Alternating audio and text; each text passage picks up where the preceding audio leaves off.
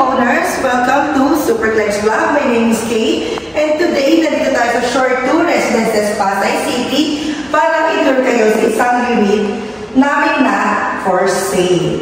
Yes, narinig niyo yun, tama, for sale unit. So ngayon, tara, tour po kayo. Okay, so dito naman tayo sa kitchen, check natin. Yan. Meron pa rin tayong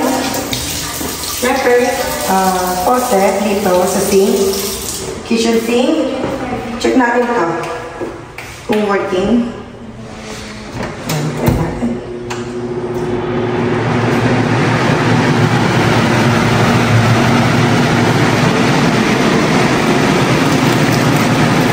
Ayan, hindi na. Ayan, working pa rin naman.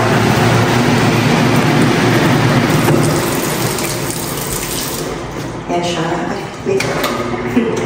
Ayan. So, dito naman tayo sa CR. Papakita ko sa inyo yung CR.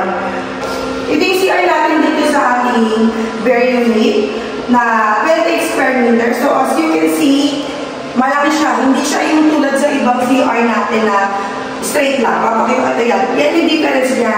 Ito, naka-L. Sa iba, straight. Yan siya yung difference. Yan yung difference. Tapos, still, meron pa rin tayong shower dito. Yan. Water closet. Meron na. Meron na rin tayong mirror. Yan siya. So, dito naman tayo ngayon sa sala and dining area. So, as you can see guys, meron tayong bintana dito sa gilid. Kasi nga, end unit to. Yan.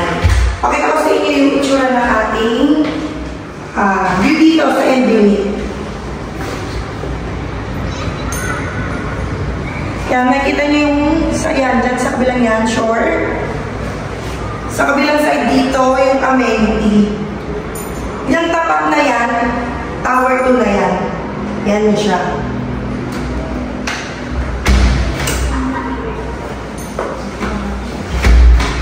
Yan. Tapos, dito naman yung salt area. Yan siya. Pwedeng din yung sala, pwedeng din yung dining. Depende na sa inyo kung ano yung paglalagay or setup ng unit. Pero ito yung itsura ng ating bare unit.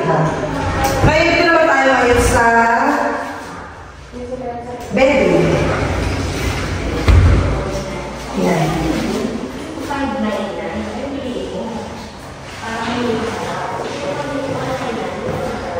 Itong bedroom na ito, kung makikita ninyo, mahaba.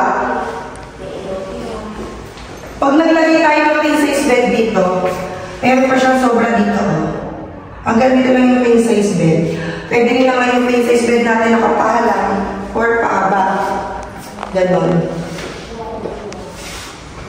Bali, ang unit dito sa Shore 2 Tower 1, big cut na siya. Nasa 28 square meter. Tapos, ito naman yung balcony.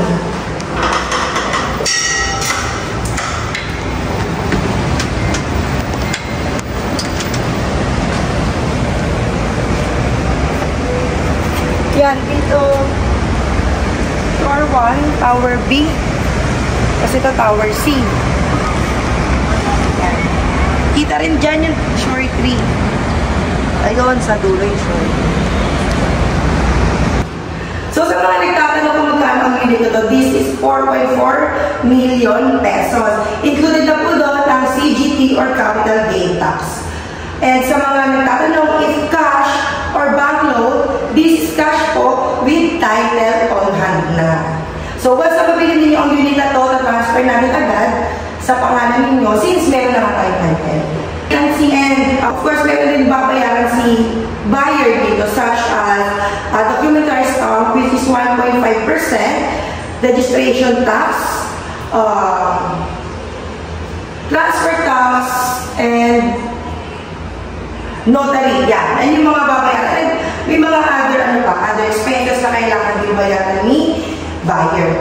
So, sa mga nagtatanong kung saan kami makakontak, ito po, sa baba, yung aming email ad and yung aming Facebook page. Pwede nyo rin kami email. Pag sa mga gustong bumili ng unit or magpabenta ng unit Huwag lang pumiyak i-message Super Cleng Realty dito sa aming Facebook page or email address.